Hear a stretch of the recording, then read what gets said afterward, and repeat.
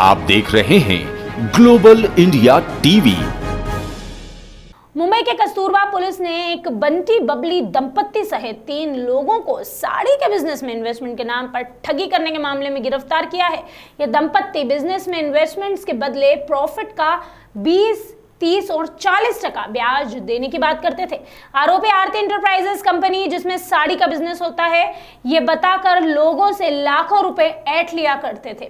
फरियादी सुजाता मेनन, जिन्होंने आरोपी आरती उर्फ साक्षी खांडेकर को 20 लाख रुपए अलग अलग अकाउंट में ट्रांसफर किए थे, उसके ऊपर एक मामला दर्ज किया है। पुलिस ने मामला दर्ज करने के बाद इसकी जांच की तो पता चला कि आरती, जो कि आरोपी है इस मामले की, उर्फ साक्षी खांडेकर, विशाल खांडेकर, लक्ष्मी नारायण कांबली ने 50 से ज्यादा लोगों के साथ करोड़ों रुपयों की ठगी की है। फिलहाल पुलिस ने सभी आरोपियों को बोरीवली से गिरफ्तार किया है। आरोपी आरती के पास से जब भी कोई उसके पास पैसे मांगने जाता तो आरोपी ने पैसे मांगने वालों के नाम का लेटर लिखकर आत्महत्या करने की 2 बार कोशिश तक की, जिससे कोई उससे पैसे नहीं मांगता। फिलहाल पुलिस आरोपी के साथ कितने लोग और मिले हैं इसकी छानबीन कर रही है। कितने लोगों से उसने ठगी की है यह भी जांच का विषय है।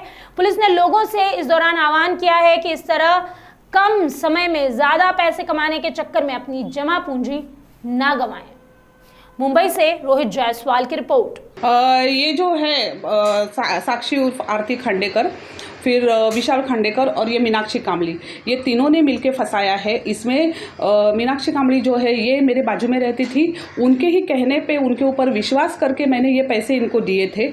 जबकि बाद में मुझे पता चला कि मेरे जैसे बहुत लोगों के पास से इन्होंने पैसे लिए हैं, फ्रॉड किया है और किसी को भी पैसे वापस नहीं मिले हैं। क्या बोल के पैसे लिए थे? और साड़ी का बिजनेस है करके मुझे कहा गया था, और साड़ी का बिजनेस है करके कह के हमसे कहा गया था कि हमारा दादर में शॉप है, हम दादर में जो बड़े बड़े दुकानदार हैं उन लोग को हम लोग माल सप्लाई करते हैं, तो वो लाने के लिए हमको पैसे की ज़रूरत पड़ती है, तो वो आप हमको इन्वेस्ट करो, हम आपको अच्छा उसके ऊपर प्रॉफिट मार्जिन देंगे।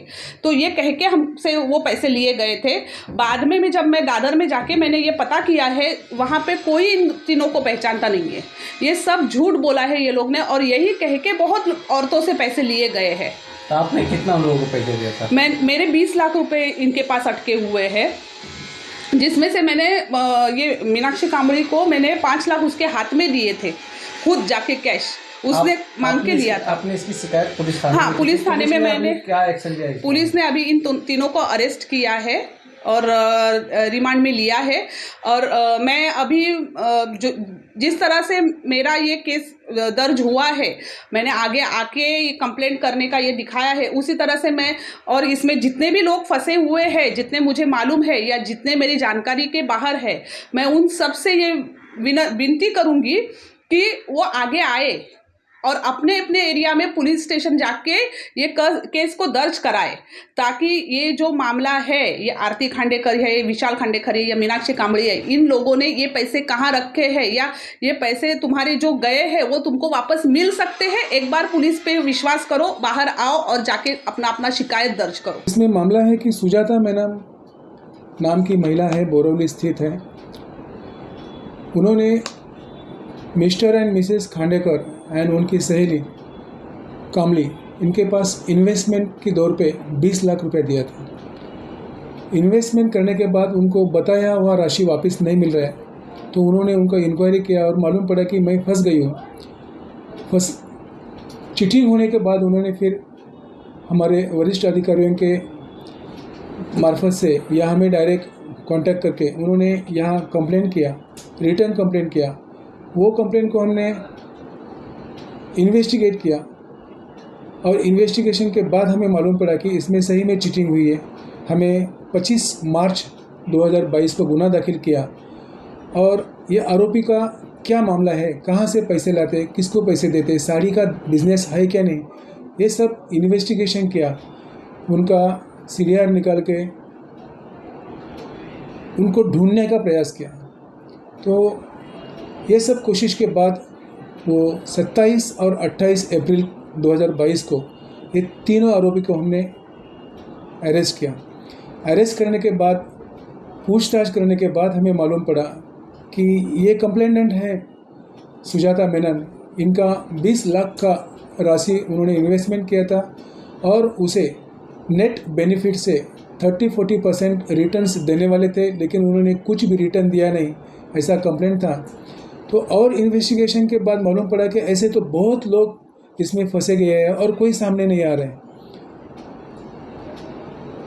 तो आरोपी ने कबूल किया है कि हमने ये साड़ी का बिजनेस किया है, हम साड़ी में पैसे इन्वेस्ट करते थे और एक्सक्यूज़ के बल पे उन्होंने बोला है कि कोरोना की वजह से हम इसमें नाकामयाब हो गए, लेकिन इसमें कोई सच्चाई सामने नहीं आ रही है। हर तरह से एक ही मामला फिक्स हो रहा है कि इन्होंने चीटिंग की है, लोगों को फंसाया है। आरोपियों का बैकग्राउंड क्या है? आरोपी गोरेगांव के रहने वाले हैं। उसका जो मिस्टर खांडेकर है वो प्राइवेट जॉब करता था और ये जो मिसेस खांडेकर है ये साड़ी का बिजनेस करती है। साड़ी लाना है और उसको बड़े बड़े शोरूम में सप्लाई करना है। तो मैं वो कहाँ से लाती है, अभी तक वो सच्चाई पे नहीं आ रही है। हम उसके साथ पूछताछ कर रहे हैं और लोगों को बोलती थी आप इन्वेस्ट करो, मुझे फाइनेंस की ज़रूरत है, मेरे पास बिजनेस है, मेहनत करने की मेरी हिम्मत है, आप इन्वेस्ट करो, मैं तुम्हें पैसा देगी। क्या मैसेज देना चाहेंगे जनता को, किस तरह से ना फंसे लोग? इसमें सर हमारी जनता कम इन्वेस्टमेंट में बहुत ज़्यादा पैसा चाहती है। ये ऐसे लोगों के जाल में फंस जाती है कि जो हमें फंसाना चाहते हैं, बहुत ही फ्लुएंटली, बहुत ही सही तरीके से, सात्विकता से वो बात करते हैं और हमें ये चंगुल में फंसाते हैं कि आप इन्वेस्ट करो, हमें जो बेनिफिट मिलेगा उससे 30-40-50% आपको रिटर्न्स मिलेगा और इसे आम जनता फंस जाती है। इसमें से हमें ये संदेश देना है कि कोई ऐसी चीज़ नहीं दुनिया में जो आपको ज़्यादा से ज़्यादा रिटर्न करे। कोई भी ऐसा मामला आपके आजू बाजू में है जो आपको महीने में इतना रिटर्न देगा, 2 महीने में इतना रिटर्न देगा, तो कृपया हमारी रिक्वेस्ट है, आपके नज़दीक का कोई भी पुलिस स्टेशन है, प्लीज़ वहाँ खबर करो ताकि हमें लोगों को फंसाने से बचा सकते हैं।